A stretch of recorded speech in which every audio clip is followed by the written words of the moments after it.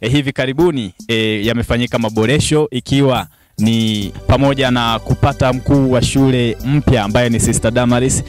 Sasa karibu ushiriki mazungumzo haya ya moja kwa moja na Sister Damaris. Anayekuletea matangazo haya kwa niaba ya wote, mimi ni Alfred Mbonye kutoka idara ya habari na mawasiliano, Jimbo Kuu la Mwanza. Kwanza Sister, nikupongeze kwa kuaminiwa na kupata nafasi hii ya kuongoza jahazi hili katika shule ya sekondari ya wasichana ya Bukumbi.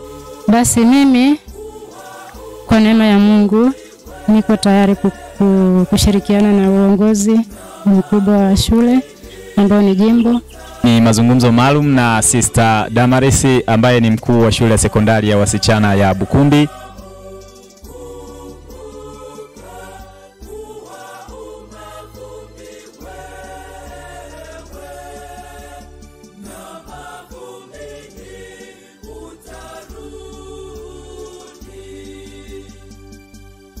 Lakini bila kwa sio nguvu zangu, basi ninakia kwa ujasiri na imani kubwa kwamba Mungu yuko na mimi na yote atatumika kadiri ya mpango yake. Na kwa upande wa taasisi hii, lengo hasa ni kuwezesha wasichana waweze kupata elimu bora na malezi bora.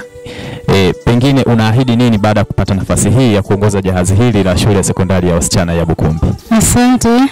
Kwanza kabisa nashukuru Mungu kuwa hapa na wasichana, kwa sababu lengo la shirika letu ni kusaidia wasichana.